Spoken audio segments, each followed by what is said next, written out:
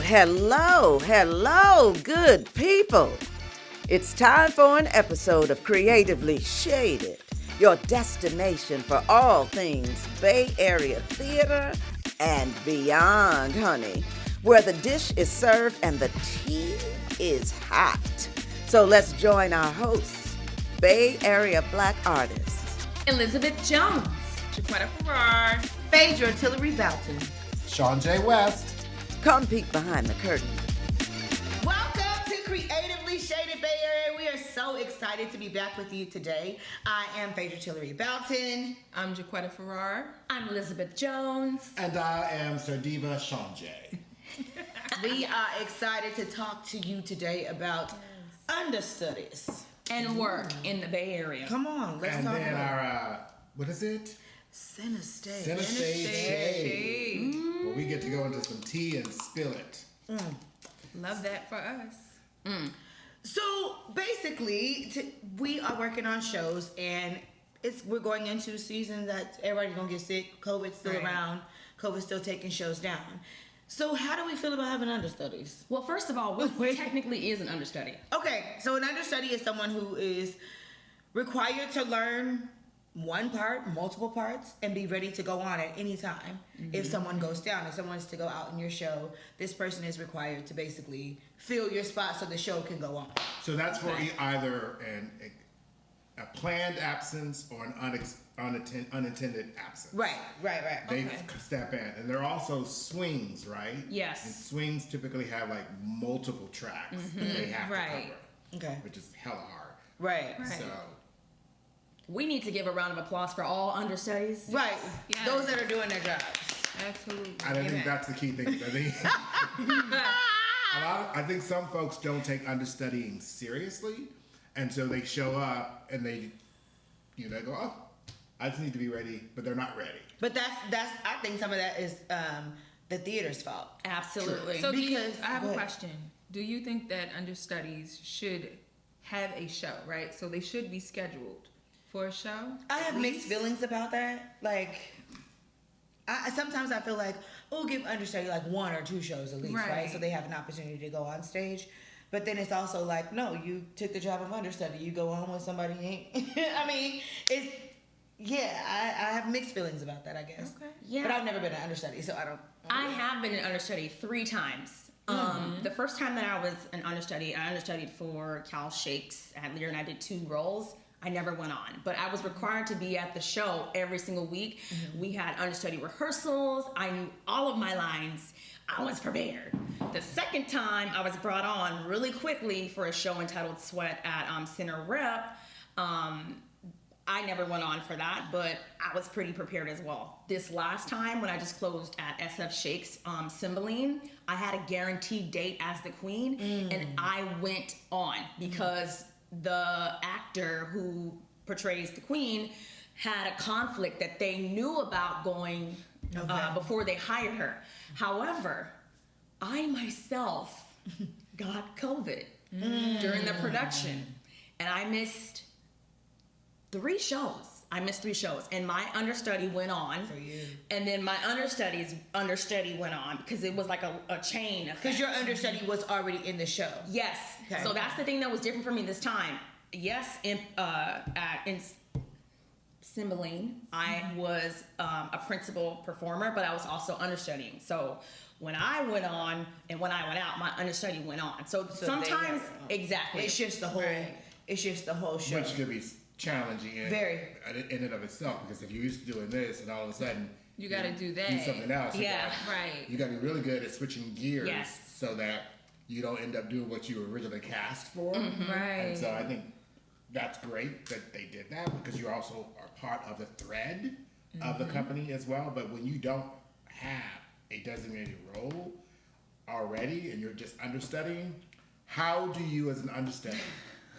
But is that understudy? Because I always thought that understudy was like you had a specific role. Sometimes. Sometimes. I know we had an understudy for Crowns, and they were supposed to be prepared to do all 5 of us. But isn't that more like a swing?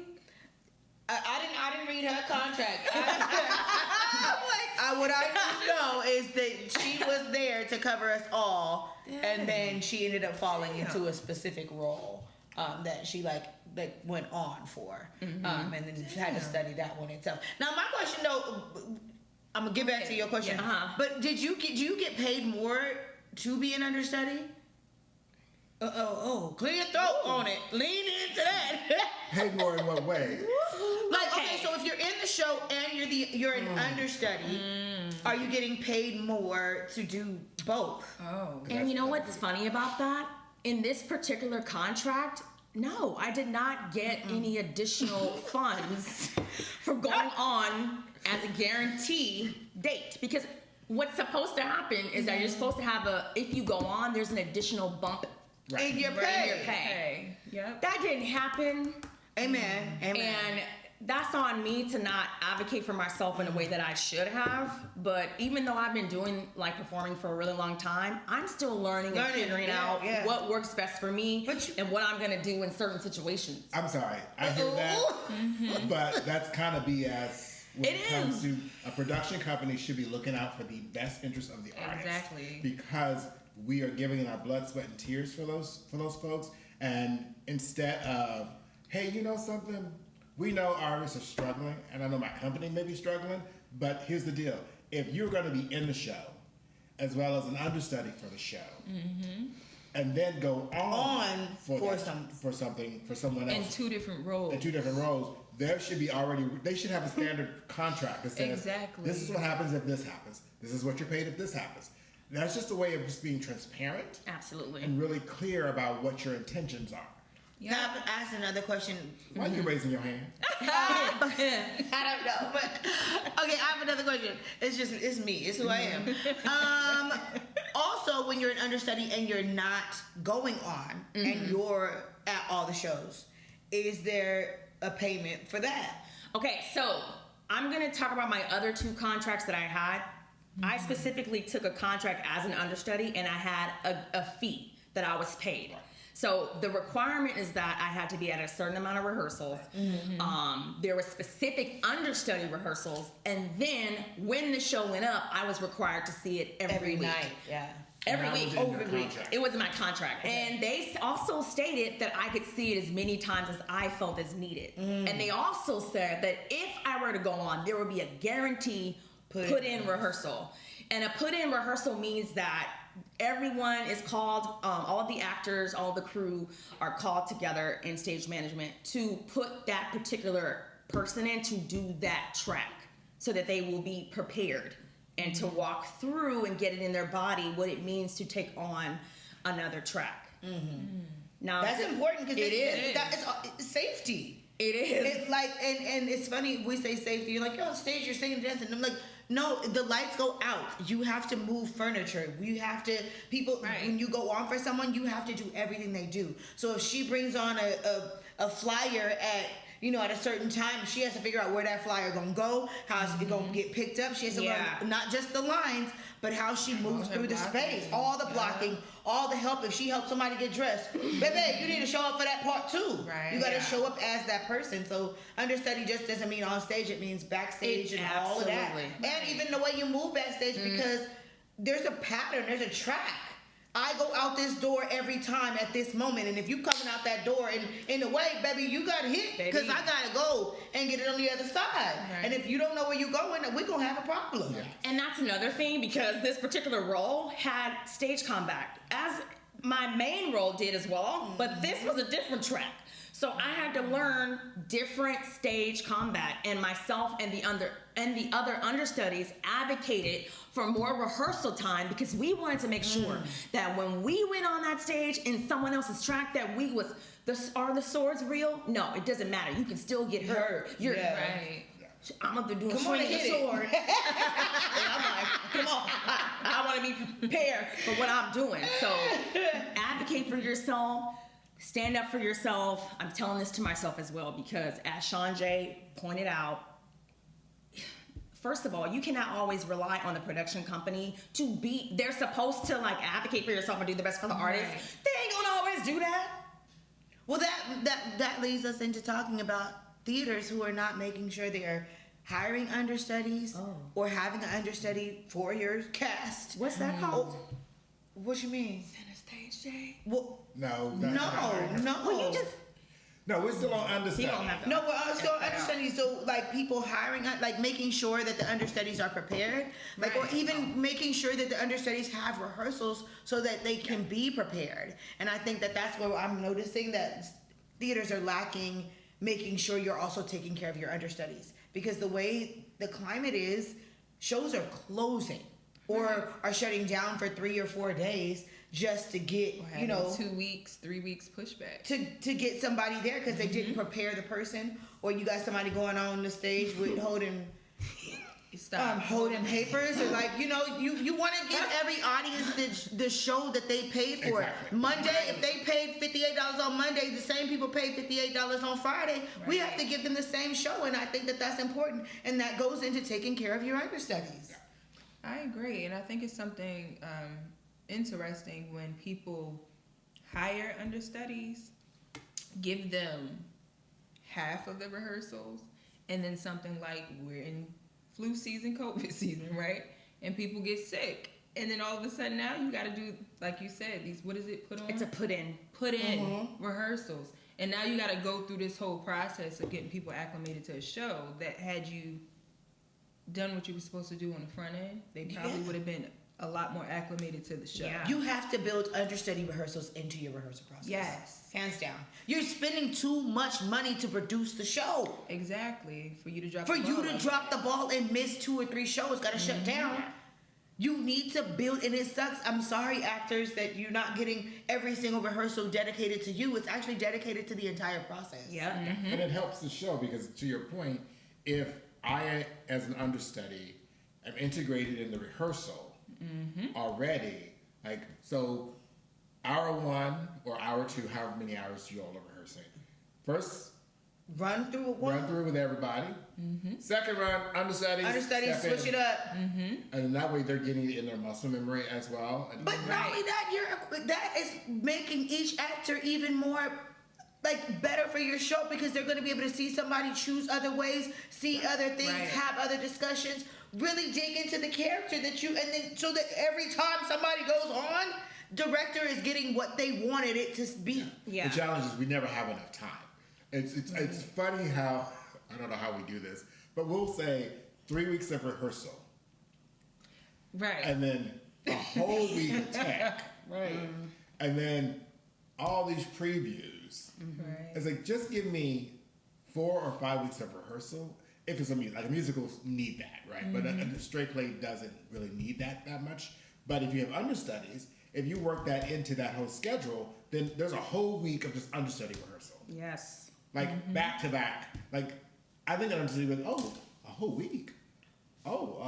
And then every once a week. But I think we need to figure out a way to do that when we have understudies. Because to your point, COVID, flu, people having lives outside of theater, needing to get someplace and go, hey, well, I can't do all those performances, but I want you, so I'm going to hire you, hire a work study. That's my job talking. Or hire an understudy, and then you all partner, and you just mirror each other. You're on stage at the same time. And you're shadowing at the same time. So it's just not impossible.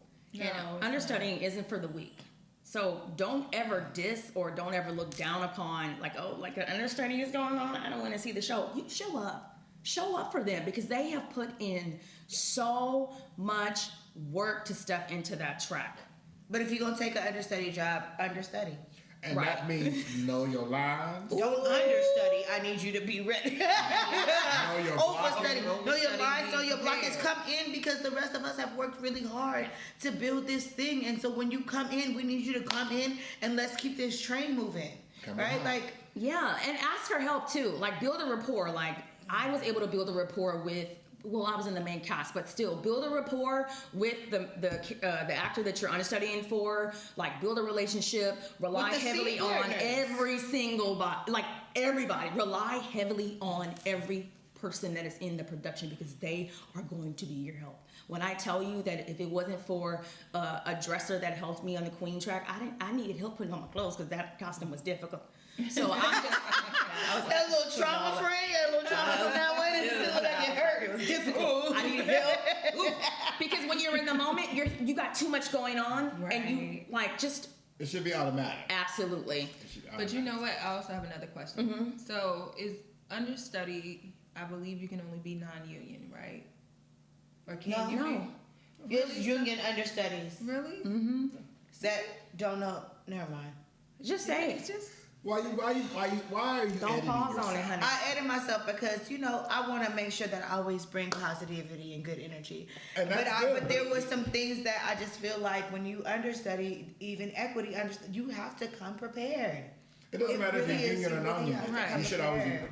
prepared. Right. So Always be this is a prepared. professional experience, whether you're doing a 2-line role or a 2,000-line role. Yeah, don't Right. because the rest of us depend on you. Exactly. Exactly. And it's always a fucking surprise. Like every time, like somebody, everyone's like, "Oh shit, the understudy's gotta go." Oh, Yeah. I guarantee it's you. nerve-wracking for everyone. It I is. realized that when my understudy went on, like not my understudy, when an understudy came on, I realized that show was about the understudy that day.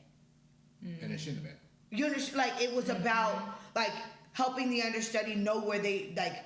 I forgot about me and my character because I was so nervous about somebody who was unprepared being on stage. It was a very terrifying feeling. And I hold Right. the understudy and the company responsible because Yeah. the company should have made sure, hey, so you're ready to go on, right? And if they go, oh, I'm Right. and if that comes out of their mouth, you go, okay, so we're going to give you 5 rehearsals next week. We need you to be ready in the event. Because in your instance, they kind of knew what was going to come down, right?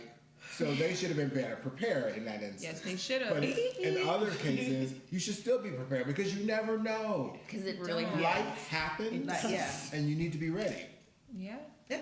That's a good segue to something. But what is it? Let's move on. Well, it's opportunities in the Bay, right? So Right. if you're Yes. understudying, that is a great opportunity to like get a job, right? Because I think we are challenged sometimes here in the Bay Area to find opportunities that promote us, support us, and give us the ability to thrive, not just survive in this Bay Area streets. Right. And so I think we have a network going, I believe, but I think we need to get better at it. Yeah. Because I know that when I direct I can't talk. When I direct a show, I am really cognizant of making sure my design team are Black or people of color. Ooh. And I don't That is think a big everyone thing for me follows too. that.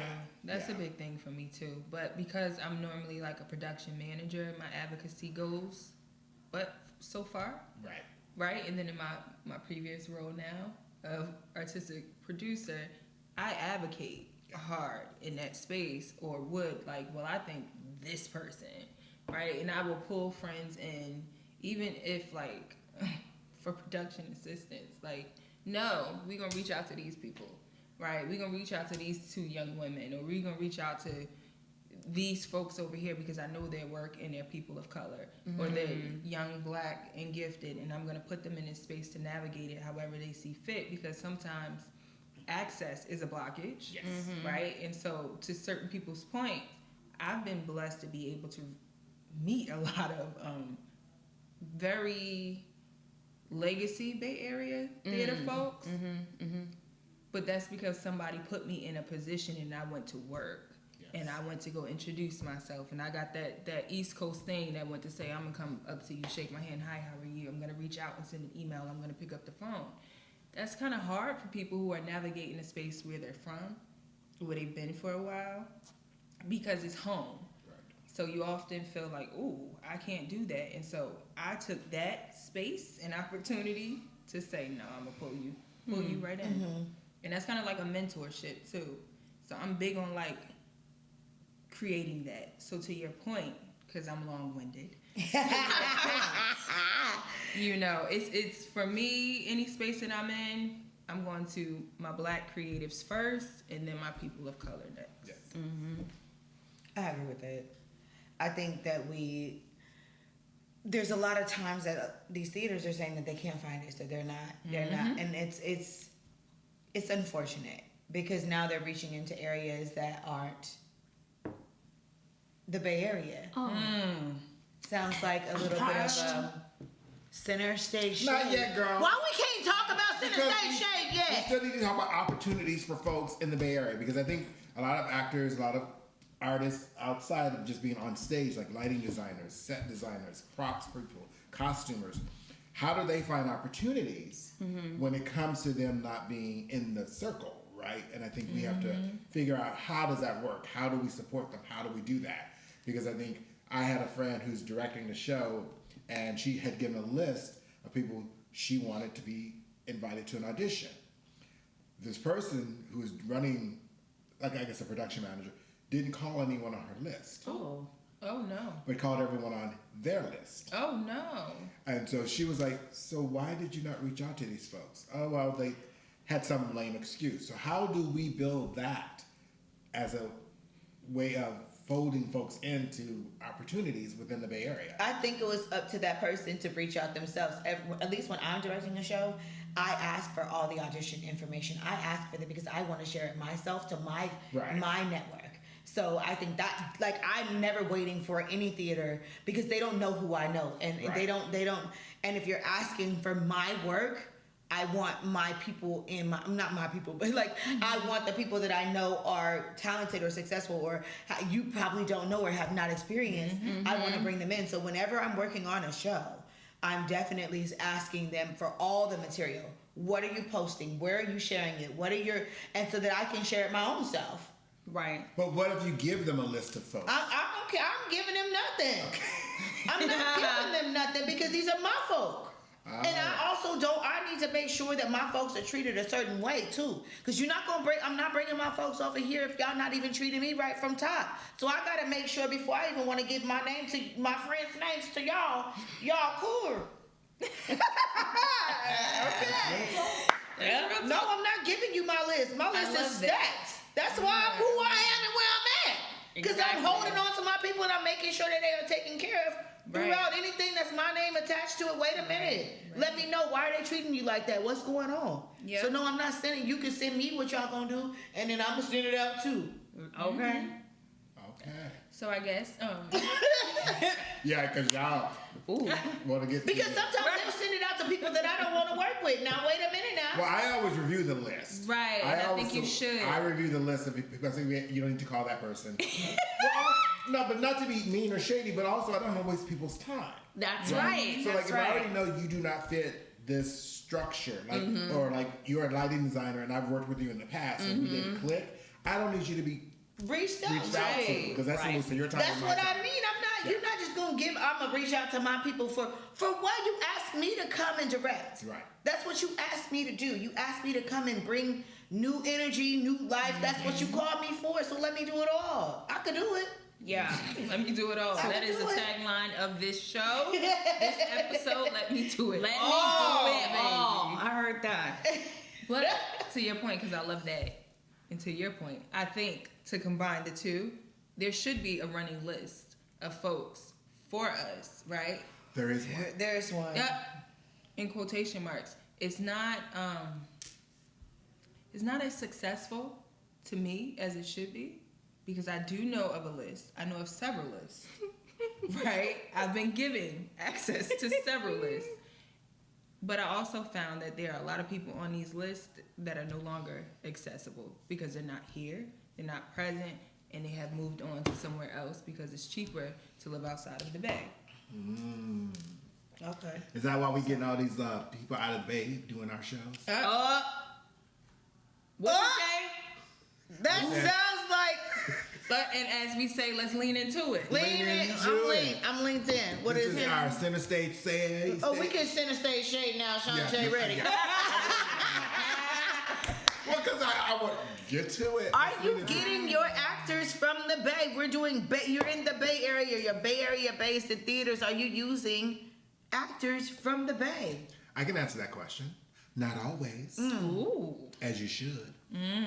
Oftentimes you will find a production that has, like, I just did a production where they had 2 out-of-state actors. Oh. No shade to the actors. I love those actors, but there were 2 out-of-state actors that were brought in to work here in The San Francisco Bay Area. So my question about, well, I guess it goes to a couple of things. I guess those theaters, we need to look at their mission statements, right? Because like if it's mission statement saying about Bay Area, then they need to be called out for that, right?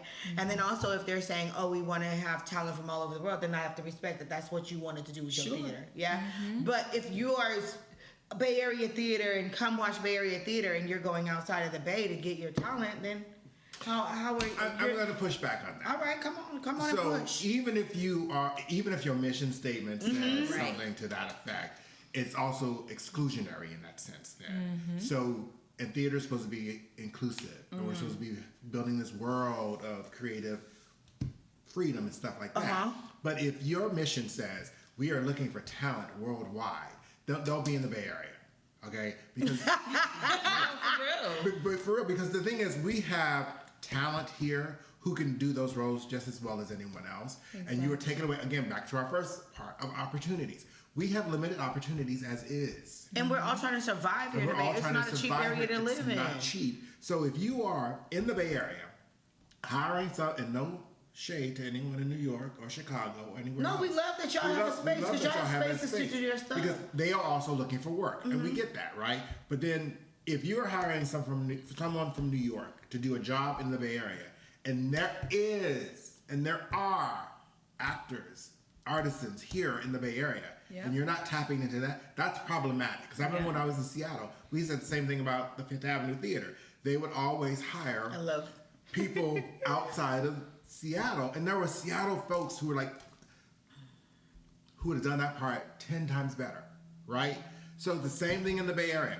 We get folks from Chicago, New York, probably even Seattle, San Diego, LA, coming here, and Georgia. And I don't see the benefit to our community when someone from outside our community is taking work from someone within the community. Yeah. Right. Because, and like I said, there's no meant for shade, but the reality is, you all saw some shows this week that had majority of the leads who were not Bay Area folk. And we have Bay Area folk who could have done those roles just as much justice, fueling our economy, fueling our lives here. So that's where, what is it about it? So that's why I'm pushing back, because I don't care what their mission is. Yeah. No, I'm always going to play devil's advocate. You know what I'm saying? The devil don't need help. The devil don't need no help, baby. But not only that, okay, so... I have something, though, to your point. And to your point. I love those glasses, by the way. Thank you. It's also even hurtful that when you do that, you make your understudies Bay Area people. No, that's a slap in the face. Yeah. But I think the worst thing you can do is have a casting call, right? Casting call. An open casting call for Bay Area folks with an idea that they're going to be a part of and potentially in the lead of something. Right? Dreams, yeah. It's just So let me get this straight. So a casting call goes out from one of these companies, and in that casting call, it doesn't say we're hiring local talent for understudies. It just understudies says, or ensembles or swings. It don't say nothing for that. So I go to audition, I get an audition slot. Right. I'm thinking, I'm a potential John Doe who's a lead. Right. I'm a potential Jane somebody who's a co-star. But then the casting goes out. Yeah. And I look at the leads, and they're all out-of-state folks, and all the understudies are local folks? Is that what you're saying? I am. And I'm also saying that it's a damn shame. A damn shame. Because there are so many dreams that were crushed in that moment for the simple fact that you advocated, or at least pretended to advocate for local Bay Area artists, and that wasn't on the agenda. So for me, even just being somebody who's only been here for 2 years, stuff like that don't sit well to me because there's so much talent here, and it's such a small, it's huge, but it's small, right? Because we know it. Everybody knows somebody knows somebody. Right. That's right. So it's to bring somebody from a bigger market. That's a slap in the face for such a smaller market. But I had a conversation about a situation, and I'm gonna just leave it like that. All right. I didn't come, and the pushback for me was, do you think the Bay Area talent can do what was on stage? Do you think that we have people in the Bay Area that can do the things that you saw? And I was Who said that? let me just have my. And I said, yeah, I definitely think so. I think so. I believe that we have a pool of artists that can do this show. You know what I'm saying? And so, but do I think... I saw shows that I saw my friends elevate and really like rehearse at and got so much better. I saw them soar after rehearsing on a show and seeing them on stage, right? And I was like, whoa, that theater took time with those actors from the Bay Area, and they worked with them, and at the end of the run, they looked magnificent. So if there's a certain way that you want your show to look, and you feel like the Bay Area talent doesn't fit your height and whatever, you have to invest Absolutely. in Exactly. Yeah. it and spend the time with those folks, because we have the potential. Absolutely. And I think when you give a person a challenge, they rise. Yes! If you don't challenge do. them to be that, they won't have the opportunity to rise to become that. Absolutely. No. What's itching? What's So itching? that just pissed me off, because if they think that conversation that you had with that individual or individuals, and they were going, and they said, do you think there are Bay Area talent who can do that? That's an insult and another slap in the face. Yeah. Yes, Bay Area folks are just as good as New York folks. We just don't have as many opportunities as New York folks, because that is the hub per se. But we are working our ass off just as much as anyone else. ShawnJ, I 1000% agree with you. And it's a slap in the face to go like, do you think, and we don't need extra work, just believe in us. And Hire give us the opportunity. Give us that opportunity, and we gonna work our We ass gonna off. work because we love it. That's why and we we doing talked it. before. That's what I'm doing. That's why I'm here. That's why I'm doing it. Exactly. And But if you don't believe in me from the start, baby, you will never see what my star look like on the top. And we You will wasn't pull our supposed to be there resources. for it. Absolutely. We Yeah. can pull our resources. We know people. I have taken media dance class, media singing class, everything to make sure that I'm doing what I need to do. To better myself. And a lot of the times what they like to do before something goes on Broadway is they like to come and put it Test here it. first. This is the testing area. Talk They about like it. to test. Because I'm gonna say this: what I didn't know 2 years ago was why God and the universe was sending me here. And I was like, why am I coming to the Bay? Black people. That's all the people. I kept telling people, black people. You came to the best for black people. Black people, baby. Yeah. We are here, even though We're here. we're playing. But I've been finding nothing but black people, so right, I'm very all right. intentional We out about here. my ish. We here. But I think I said this. The first thing that I did was make some phone calls to black theaters, right? And it's just the floodgates open for me, and I didn't understand how thick and rich the theater world was here, and then to learn how many people come through here Yep. to go other places, and I was like, aha, that's why you sent me here. Right? There's something for me to learn, something for me to gain, something for me to give. Right. Right? And to your point, everybody comes up and through the Bay Area for theater and work. This is a hub, a space where theater comes before it makes it to Broadway. Well, the thing is, folks at Broadway in New York came from somewhere. That's true. Got it. Like, they didn't just all of a sudden be born In New But they York. act like they were. But right, so like those who are in New York, now some were born and bred there, right?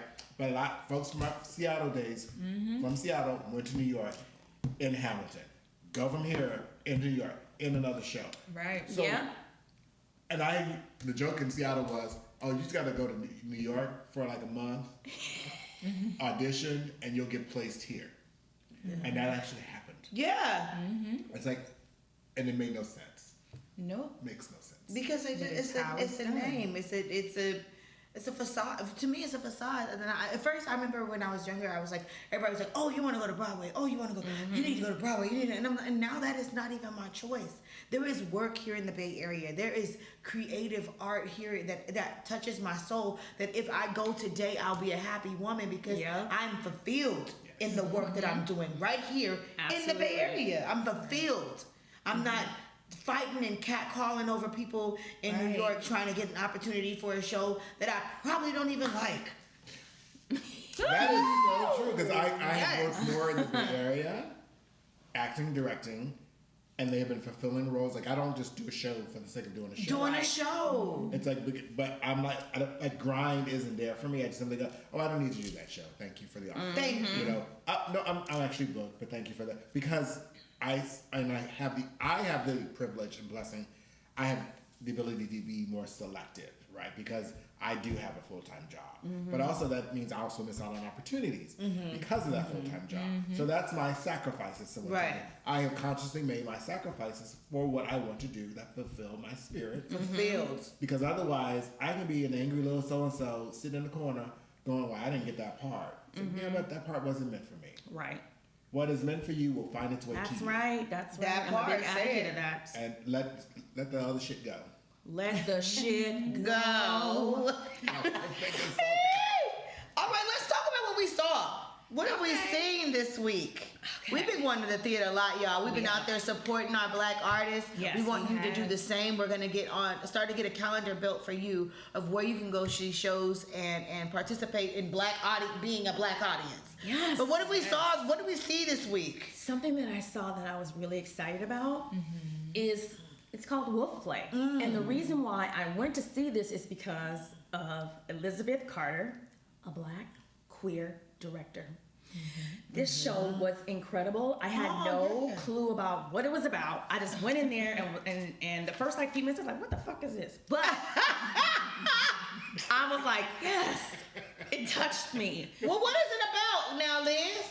It's about a family who decides to get a child offline. It's a real practice that happens to adopt a child offline. And the struggle that comes with that. And I saw puppetry. I saw stage combat. I saw choreographed movement. I saw incredible lighting by Stephanie Johnson, a Black Come on, Stephanie. female lighting director here in the Bay Area. The cast was 80% POC. Okay. It was incredible. Because like if one 90%. Yeah. What's the percentage? I'm not good at math. 1, 2, 3, 4. There was one So 1 out of 5. 1 out of 5 people.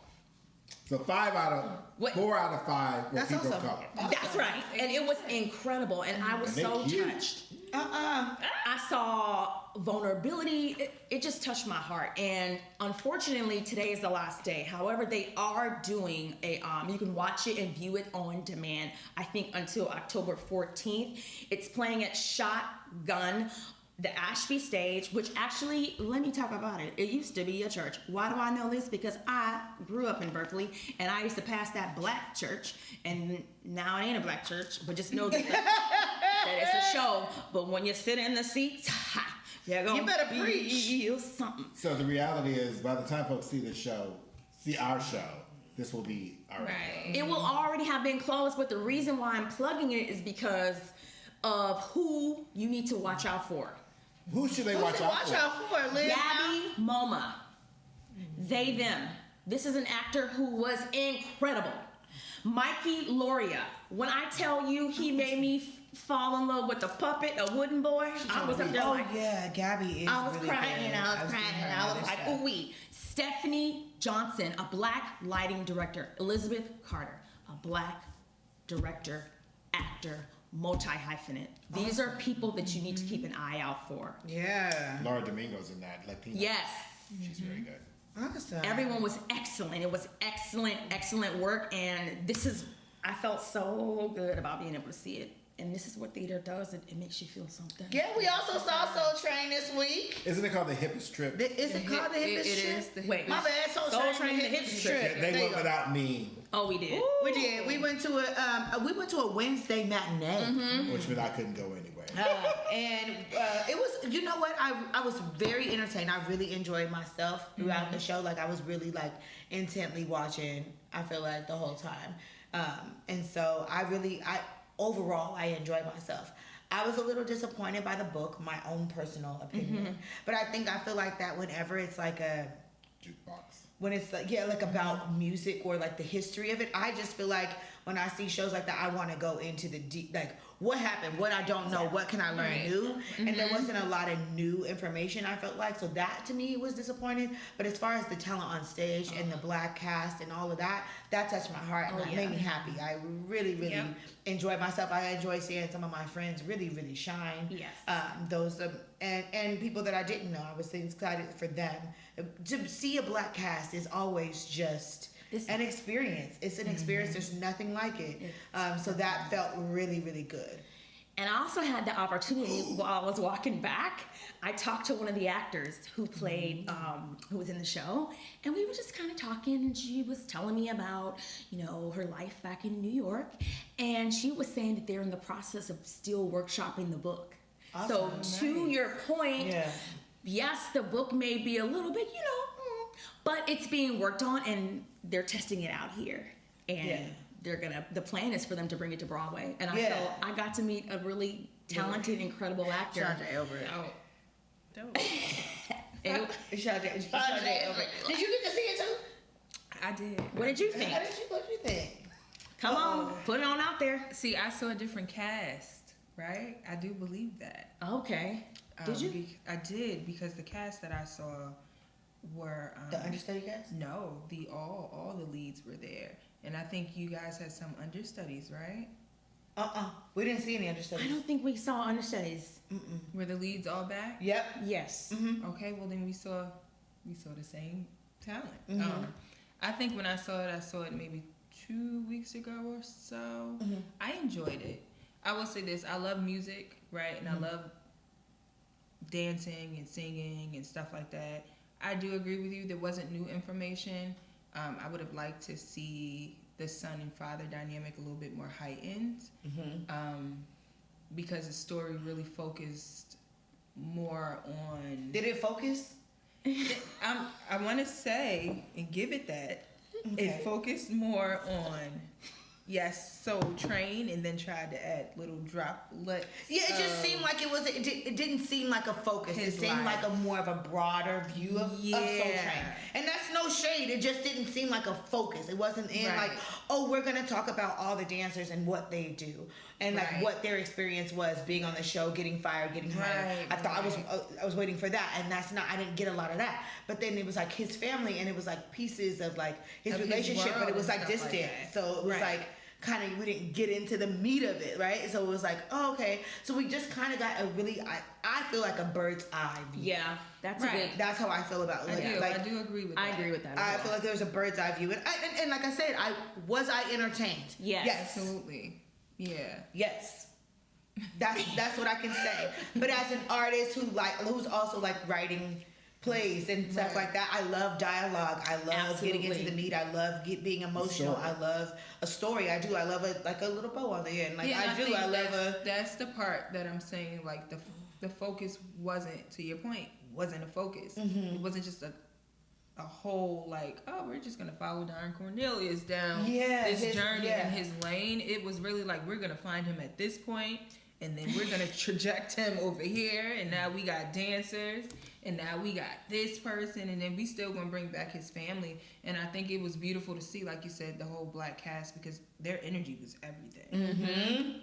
Their energy, singing was fabulous, dancing, but the focus of the story. the book. Well, to me, it sounds like there wasn't much other story. Right. It was something it there. It had more like, it sounded like little chapters. Yeah. But Right. not some overall type of, Right. the moral of the story is this. And I think that's always my challenge when I see what I call jukebox musicals, where they take the music of an artist and they tell their story, but they don't really delve as deep. I think an example of that was the Whitney Houston movie, I Want to Dance with Somebody. I was like, they just showed like highlights of what her videos were, but like you didn't examine all the reasons why she did drugs. What was her mama really like? And so I think the other musical was the Temptations one. Yes, was like that. Ain't Too Proud. Ain't Too Proud was like that. It's like great music. Yes, but you only but- gave me snippets of what their story was, and I think use their music as a backdrop as opposed to the dialogue or the that music. Because tell me what the story is, and then like, oh, that's where that song came from.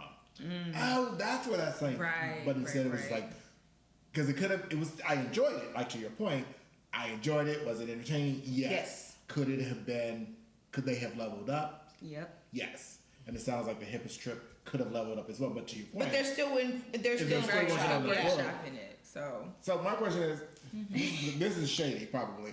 How are you gonna charge folks for something that ain't ready? Oh. Well, I think they were ready. I think the cast if you still themselves were ready. workshopping I think the book. I mean, but we have to make money to make the show. Okay, I'll give you that. It wasn't a budget set. It wasn't like they I know, spent hella they money. didn't. Like it didn't feel like was that. very nice, It was though. very nice and decent. But we have to make money to build Right. what we need. And I think that a lot of things what I did, we had a conversation about too, was when it comes to music, getting rights for music is hard. very difficult. So some of the things that we wanted to hear as the audience members, we couldn't hear because when you do theater, it can be extremely expensive to try to get one artist's song that you can sing for weeks and months on end. They want a piece of that. And for us to still make it affordable for you, have a set that you want to see, have singers that, and artists that we have to pay, and understudies we have to pay. All of this has to go into the idea. Okay, I take it back. I take some of it back. No. This is just because I'm working on the other side of the table. I'm learning this because I also feel like that when I was going to shows before, I knew this side of the table was like, well, why didn't have this? It's Well, very why didn't But It's very putting on a expensive. production is extremely expensive. And once you start to get into COVID and missing actors and the set pieces breaking, replacing things, like things happen. We were on stage for Crowns during Tech and Light Blue and Shattered. And we were all like, whoa. And we had to clear the stage for 4 hours. That was 4 hours of work we could not do. Real talk. Keep workshopping. Yeah. the book. I haven't seen it, so I can't speak to it. But I just know, Yeah. as long as they say we are still workshopping the book, I'm good. Yeah. If they don't Because say that. And I guess they have to also workshop it too to get additional investors and backers to pour more resources and funds into it. Cause I know that Ain't Too Proud came out here as to your point, but it eventually went on to Broadway, has been on tour. So we don't know what the show that we saw is gonna look definitely different from what they put on Broadway. Yeah, for sure. We saw. I think you said Ain't Too Proud to beg? Because Ain't Too Proud was here first at Berkeley Rep. Right. Before I do it remember went that, to. But I think it's in San Jose or headed to San Jose. Yes, but it started here. It started here as a workshop. Yeah. I know that. And now the touring company. Touring was taking it, yeah. So I'm Because just it went to saying- Broadway, then it went on tour. Yes. So But you were saying something about an actor after the Hippest trip. yes, and she said that the next step was to workshop the book and do more, put more work into it, and then the next stop is Broadway. Right. So that's kind of. Did I see anything this week? What else did we? I did not. I think I was in rehearsal and I moved. What else did I don't see? recommend that. Well, y'all I don't know. I don't know what else I saw. I think I forgot. Yeah, I think that was. But things we're going to go see. Anybody planning on going to see anything? Yeah, we're gonna go see SF Playhouse's Nollywood Dreams. I saw Nollywood. Oh, you That's saw what it. was. I'm like- I knew I saw something because I was in an audience. I was in the audience. Yes, it was Nollywood Dreams at SF Playhouse. And it was so nice to see a comedy. Ooh. Because everything, I'm a drama freak. But it was nice to just be in the audience and laugh. I had friends who were in the show. And it was just great. It was directed by Margo Hall. And it was just nice. Black folks on stage. Love it. Cutting up. And it was just nice just to A laugh. good, another good and time. well written, well directed, well acted, all of it, and it's just sort of like, and a good friend of mine, Brittany Nicole Sims, is in it, and I was like, my girl's up there. Like, she's doing a bad thing. Oh, that's awesome. Because I remember when she started out, I was like, my baby's on. That's beautiful. When you see them grow, that. the artists grow in them, that's beautiful. Yeah. Oh, okay. We're going to see that We're going to see it. Yeah. this week. Other things that people should go see. Something that's really Oh yes, let's get into it. Fred Pitts, aren't you? I love the you. Directed by ShawnJ. Come on, congratulations, friend. I saw this and it was really, really good. I was pleasantly surprised. And I really wish that there were more people who look like us in the audience.